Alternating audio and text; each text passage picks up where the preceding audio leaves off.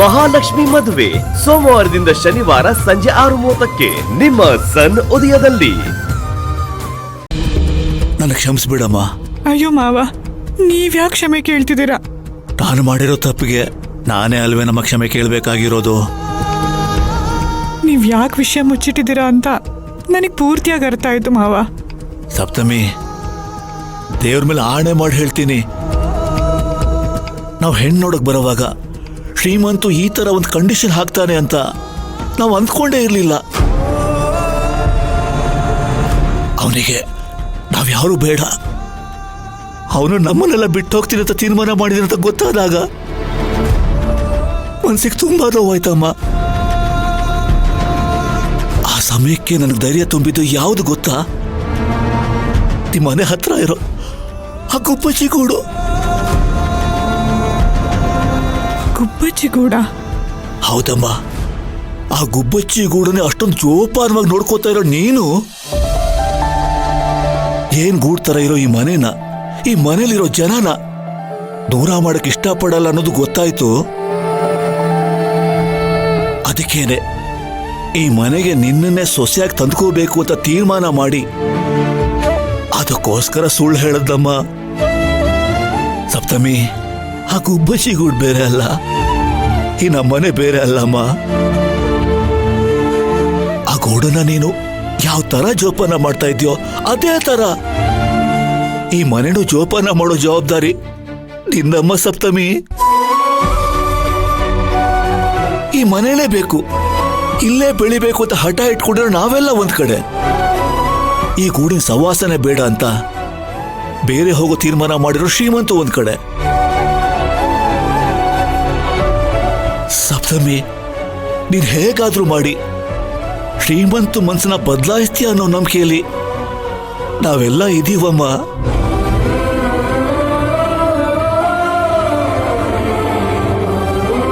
ಮಾವ, ನೀವ್ ಯಾವ್ದಕ್ಕೂ ಭಯ ಪಡ್ಬೇಡಿ, ನಾನು ನಿಮ್ ನಂಬಿಕೆನ ಉಳಿಸ್ಕೋತೀನಿ. ಈ ಜೇನ್ಗೂಡ್ನ ನಾನು ಕಾಪಾಡ್ತೀನಿ. ಇದ್ರ ಮೇಲೆ ಯಾರ್ದೇ ವಕ್ರದೃಷ್ಟಿ ಬೀಳ್ದೇ ಇರೋ ಥರ ನಾನು ನೋಡ್ಕೋತೀನಿ. ಇದನ್ನ ಹಾಳು ಮಾಡಕ್ ಬಂದವರಿಗೆ ಯಾಕಾದ್ರೂ ಅವ್ರ ವಿಷಯಕ್ಕೆ ಹೋದ್ನು ಅಂತ ಅನ್ನಿಸ್ಬೇಕು, ಹಾಗೆ ಮಾಡ್ತೀನಿ. ಮಾವ, ನಾನು ಯಾವುದೇ ಕಾರಣಕ್ಕೂ ಬೇರೆ ಮನೆ ಮಾಡ್ಕೊಂಡು ಹೋಗಲ್ಲ. ನಿಮ್ಮ ಮಗನ ಮನಸ್ಸನ್ನ ನಾನು ಬದಲಾಯಿಸ್ತೀನಿ. ಇದು ದೇವ್ರು ಅಂತ ನಂಬಿರೋ ನನ್ನ ತಂದೆ ಮೇಲೆ ಆಣೆಗೂ ಸತ್ಯ.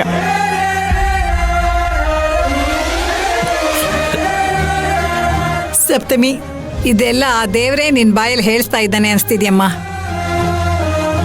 ಈ ಮನೆ ಏನಾಗುತ್ತೋ ಅಂತ ನಾನು ತುಂಬಾ ಹೆದರಿದ್ದೆ. ಈಗ ನನಗೆ ಸಮಾಧಾನ ಆಯ್ತು. ಇನ್ನು ನನಗೆ ಯಾವುದು ಭಯ ಇಲ್ಲ. ನಾನು ಸತ್ರು ನೆಮ್ಮದಿಯಾಗಿ ಸಾಯ್ತೀನಮ್ಮ. ಅಜ್ಜಿ, ಏನ್ ಮಾತು ಅಂತ ಆಡ್ತಿದ್ದೀರಾ? ಸಪ್ತಮಿ, ಶ್ರೀಮಂತು ನೀನ್ ಅನ್ಕೊಂಡಿರೋ ಹಾಗೆ ಸಾಫ್ಟ್ ಅಲ್ಲಮ್ಮ. ಬೇರೆ ಮನೆ ಮಾಡ್ಕೊಂಡು ಹೋಗೋಕೆ ನೀನು ಒಪ್ಕೊಂಡಿಲ್ಲ ಅಂದ್ರೆ ನಿನ್ನ ಹತ್ರ ಜಗಳ ಮಾಡ್ತಾನೆ, ಕೋಪ ಮಾಡ್ಕೋತಾನೆ, ಹಠ ಸಾಧಿಸ್ತಾನೆ. ಅವನು ಒಂದ್ಸಲ ಹಠ ಹಿಡಿಯೋದು ಒಂದೇ, ಮೊಸಳೆ ಪಟ್ಟು ಹಿಡಿಯೋದು ಒಂದೇ. ಪ್ರಳಯ ಆದ್ರೂ ಹಿಡಿದಿರೋ ಪಟ್ಟು ಮಾತ್ರ ಬಿಡಲ್ಲ. ಪರವಾಗಿಲ್ಲ ಮಾವ, ಅವ್ರು ಎಷ್ಟೇ ಹಠ ಮಾಡಿದ್ರು, ಎಷ್ಟೇ ಕೋಪ ಮಾಡ್ಕೊಂಡು ಜಗಳ ಮಾಡಿದ್ರು ಕೂಡ ನಾನು ನನ್ನ ನಿರ್ಧಾರನ ಬದಲಾಯಿಸಲ್ಲ. ಅವರಿಂದ ನನಗೆ ಸ್ವಲ್ಪ ಕಷ್ಟ ಆಗ್ಬೋದು, ಆದರೆ ಆ ಕಷ್ಟ ದುಃಖನೆಲ್ಲ ನಾನು ಸಹಿಸ್ಕೋತೀನಿ. ನಿಮ್ಮ ಮಗ ಇದೇ ಮನೇಲಿರ್ತಾರೆ. ಈ ಮನೆ ಬಿಟ್ಟು ಅವ್ರು ಎಲ್ಲೂ ಹೋಗದೆ ಇರೋ ಥರ ನಾನು ನೋಡ್ಕೋತೀನಿ. ಮಾವ, ಇದು ನಾನು ಮಾಡ್ತಿರೋ ಶಪಥ.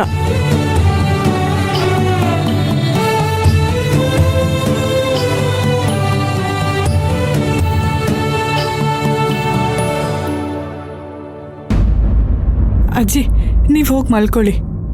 ಸರಿಮ್ಮ.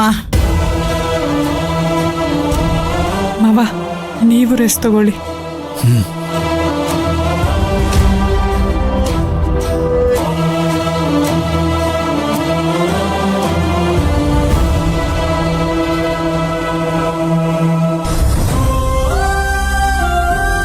ನಾವಿಲ್ಲಿ ಬಾಳಿ ಬದುಕಬೇಕಾಗಿರೋ ಮನೆ.